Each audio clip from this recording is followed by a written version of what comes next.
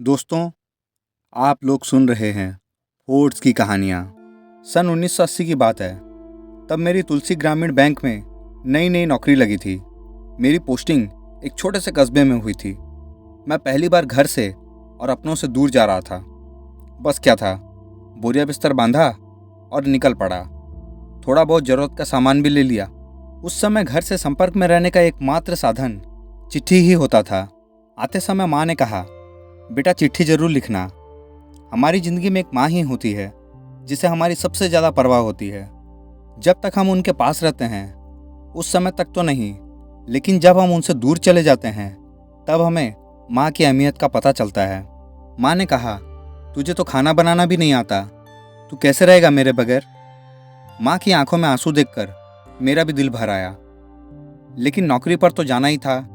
ज़्यादा भावात्मक होने से काम चलने वाला नहीं था, तो मैं चला गया। ट्रेन स्टेशन पहुंची। मैं अपना बिस्तर और बंद संदूक लेकर नीचे उतरा। छोटा सा स्टेशन। अभी भी उस स्टेशन में ब्रिटिश जमाने की झलक थी। सिंगल लाइन थी पटरी की। स्टेशन के बगल में खेत थे और इस तरफ किनारे की ओर पीपल के पेड़ लगे थे। 2-4 बेंच भी पड़ी थी। पीने के पानी के लिए एक हैंडपंप भी लगा था। जहां ट्रेन रुकते ही पानी के लिए भीड़ लग जाती थी। 2-3 मूंगफली वाले मूंगफलियां बेच रहे थे और एक बूढ़ी औरत टोकरी में अमरूद बेच रही थी। स्टेशन देखकर अच्छा लगा। मैं प्लेटफॉर्म छोड़कर बाहर आ गया। बाहर 1-2 छोटी सी दुकानें थी जहां चाय, पकोड़े और समोसे मिल रहे थे। मुझे थोड़ी सी भूख लग रही थी। मैंने दुकान से 2 समोसे और एक चाय खरीदी और वहीं बैठकर चाय पी और समोसे खाकर एक रिक्शा रोका और रिक्शे वाले से तुलसी ग्रामीण बैंक चलने को कहा। मैं बैंक पहुंचा, मैनेजर से मिला और नौकरी ज्वाइन कर ली। मैनेजर साहब बोले, आज आप आराम कीजिए, कल सुबह से आइए और जब तक आपको कोई कमरा नहीं मिल जाता तब तक आप ऑफिस का एक रूम खाली है, वहां रह सकते हैं। दूसरे दिन ऑफिस खत्म होने के बाद हमने, मतलब मैं और मेरे एक सहकर्मी ने कमरा ढूंढना शुरू किया, क्योंकि वो वहाँ के बारे में मुझसे ज़्यादा जानते थे और उन्हें कस्बे के बारे में जगह भी पता थी जहाँ मुझे कमरा मिल सकता था। और ज़्यादातर शाम को अपने घर पर मुझे साथ में ही ले जाते थे डिनर के लिए। वो फैमिली वाले थे और लंच भी मेरे लिए ले आते थे। मुझे अच्छा लगता था कि पराई जगह, पराए लोग इतने अपने से हो जाते हैं। मैंने घर चिट्ठी भी भेज दी थी कि मैं ठीक से पहुंच गया हूं, अभी ऑफिस में ही रह रहा हूं, कमरा नहीं मिला है। फिर एक दिन हमें एक कमरा मिल गया जो कि ऑफिस से थोड़ा दूर था। उसके बगल में एक पुराना सा टूटा फूटा घर था। लग रहा था कि सालों से ना तो इसमें रंग रोगन हुआ है और ना कोई मरम्मत, और आसपास ना तो कोई घर था ना कोई दुकान। सुनसान सी जगह थी। कमरा भी सस्ता था। महंगे किराए वाला घर मेरे बजट से तो बाहर था, सो मैंने घर ले लिया। जो मकान मालिक थे उनकी दुकान थी उस जगह। 2 कमरे थे, एक में उनकी दुकान थी और दूसरा खाली पड़ा था, तो उन्होंने मुझे दे दिया। छोटा सा आंगन था। आंगन में हैंडपंप था, स्नानघर और शौचालय भी वहीं था। आंगन में एक लोहे का जाल था जिससे रोशनी आती थी। कुल मिलाकर कमरा अच्छा ही था। मकान मालिक भी बस दिन भर दुकान में ही रहते और शाम को अपने घर चले जाते, जो कि शहर में था। शाम को मैं अकेला ही होता था। कुछ दिन तो मैं बाहर ही खाना खाता रहा, लेकिन बाहर खाना खाना महंगा पड़ रहा था। फिर धीरे धीरे मैंने थोड़ा बहुत सामान जुटा लिया। ऑफिस मेरे लिए दूर पड़ता था, तो मेरे सहकर्मी ने मुझे अपनी साइकिल दे दी। बोले, अभी ले लो, मेरे लिए तो ऑफिस पास है, जब अपनी खरीद लेना तो मुझे वापस कर देना। साइकिल की वजह से आना जाना मेरे लिए काफ़ी आसान हो गया। फिर एक शाम मैंने सोचा, क्यों ना आज घर पर ही कुछ खाना बनाते हैं। शाम को ऑफिस के बाद मैंने बाजार से कुछ सामान खरीदा। आटा, दाल, चावल और मसाले। सब्जी मंडी से कुछ सब्जियां खरीदी, हरी मिर्च, धनिया, पालक, आलू, टमाटर और बैगन। घर आया, हाथ मुंह धोकर कपड़े बदले, फिर स्टोव पर चाय बनाई। अंदर थोड़ा बंद बंद लग रहा था, तो मैंने सोचा चाय छत पर जाकर पीते हैं। छत पर जाने के लिए खुली सीढ़ियाँ थी, कोई दरवाज़ा नहीं था। दरवाजे की ज़रूरत भी नहीं थी, वो ऐसे ही खुला अच्छा लगता था। उस दिन पहली बार मैं छत पर गया। छत पर थोड़ा अंधेरा हो गया। सोचा चलो चाय के साथ साथ एक सिगरेट भी पी लेंगे। मैंने सीढ़ियों पर बैठकर पहले चाय पी, फिर सिगरेट सुलगाई और खड़े होकर घूम घूम कर छल्ले बना रहा था। तभी बगल वाली छत पर सफ़ेद साड़ी में एक महिला दिखी। उनके घर की छत और मेरे घर की छत आपस में जुड़ी हुई थी। छोटी सी दीवार थी, केवल आड़ के लिए। कोई भी एक दूसरे की छत पर आसानी से जा सकता था।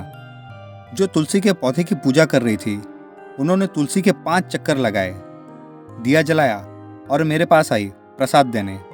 उन्हें देखकर मैंने सिगरेट बुझा दी। उन्होंने प्रसाद दिया, मैंने ले लिया। उन्होंने पूछा, नए आए हो इस घर में? मैंने कहा, हाँ चाची जी। वो मेरी माँ की उम्र की थी, तो मुझे उन्हें चाची कहना ही उचित लगा। उन्होंने कहा, बेटा सिगरेट पीना सेहत के लिए अच्छा नहीं होता। मैंने कहा, जी चाची जी।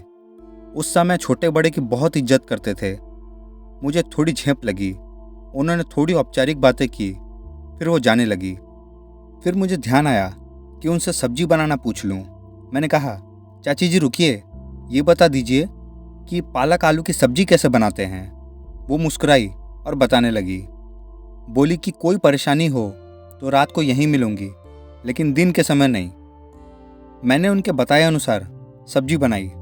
सब्जी तो अच्छी बनी, लेकिन नमक थोड़ी सी ज़्यादा हो गई। अब रोज का यही सिलसिला हो गया। चाची जी अपनी छत पर पूजा करने आती और मैं भी छत पर ही चाय पीने चला जाता। उनसे सब्जी बनाना सीखता और नीचे आकर खाना बनाता। चाची जी से बात करके मुझे बहुत अच्छा लगता था। उनमें मुझे मेरी माँ की झलक दिखाई देती थी। घर की याद कम आती थी। एक दिन पता नहीं, ऑफिस से आने के बाद मेरी तबीयत बहुत खराब हो गई। आते ही मैं सीधा बिस्तर पर लेट गया। बहुत तेज बुखार हुआ। मैंने कुछ भी नहीं खाया। इतनी हिम्मत ही नहीं थी कि कुछ बना सकूं। मैं बस ऐसे ही लेटा रहा। लेकिन रात के समय, मुझे याद नहीं कि कितना समय था, सीढ़ियों से किसी के आने की आवाज़ आई। देखा तो चाची जी थी। उन्होंने दूध गर्म करके मुझे दिया और मेरे माथे पर रात भर गीली पट्टियाँ रखती रही, जिससे मुझे काफ़ी आराम लगा और गहरी नींद आ गई। सुबह मेरी आँख खुली तो मेरे कमरे में कोई नहीं था। दूसरे दिन रविवार था। मुझे ऑफिस नहीं जाना था। मैंने कुछ गंदे कपड़े धोए, थोड़ा पोहा और चाय बनाकर मकान मालिक की दुकान पर जा बैठा। थोड़ी देर बातें करने के बाद मैंने उनसे पूछा कि हमारे बगल वाले घर में कौन रहता है। उन्होंने कहा, पहले एक बूढ़ी औरत और उसका बेटा यहाँ रहा करते थे। बेटे की नौकरी दूसरे शहर में लग गई। बेटा बाहर चला गया, लेकिन उसने अपनी माँ को ना तो कोई खबर दी और ना ही उसकी खबर पूछी। वो बूढ़ी औरत रोज डाकिये से पूछती कि मेरे बेटे की कोई खबर आई, लेकिन अभी कुछ महीनों से वो बूढ़ी औरत दिखाई नहीं दी। फिर एक दिन डाकिया कुछ मुआवजे के कागजात लाया। उसने दरवाज़ा खटखटाया, लेकिन किसी ने नहीं खोला। तो डाकिया मेरे हस्ताक्षर कराकर कागजात मुझे दे दिया। वैसे किसी के कागजात खोलने नहीं चाहिए, लेकिन मुझे लगा कि कुछ ज़रूरी ना हो, और बूढ़ी औरत को पढ़ना भी नहीं आता था, तो मैंने खोलकर देख लिए। उनमें लिखा था कि ट्रेन दुर्घटनाग्रस्त हो गई है और उनका बेटा अब नहीं रहा। मुआवजे के तौर पर इतने रुपए दिए जाते हैं। मैंने कई बार दरवाज़ा खटखटाया, लेकिन किसी ने नहीं खोला। शायद नौकरी पर जाते वक्त ही बेटे की ट्रेन दुर्घटनाग्रस्त हो गई, इसलिए बेटा कोई खबर नहीं दे पाया। मुझे कुछ अजीब लगा। मैंने सोचा उनके घर जाकर देखता हूँ। मैं छत पर गया और सीढ़ियों से उतरकर नीचे गया। उनकी सीढ़ियों पर भी कोई दरवाज़ा नहीं था। 3 कमरे का घर था। अगल बगल कमरे के बीच में आंगन और छत से रोशनी आ रही थी। 2 कमरों को खोलकर देखा तो कुछ नहीं दिखा। तीसरा कमरा खोला तो एक कंकाल सफ़ेद साड़ी में लिपटा बिस्तर पर पड़ा था। शायद अपने बेटे का इंतजार करते करते उनके प्राण निकल गए थे। उन्हें मुझ में शायद अपना बेटा दिखता था, इसलिए वो मेरे पास आती थी। मैंने उनका विधिवत अंतिम संस्कार किया ताकि उनकी आत्मा को शांति मिल सके।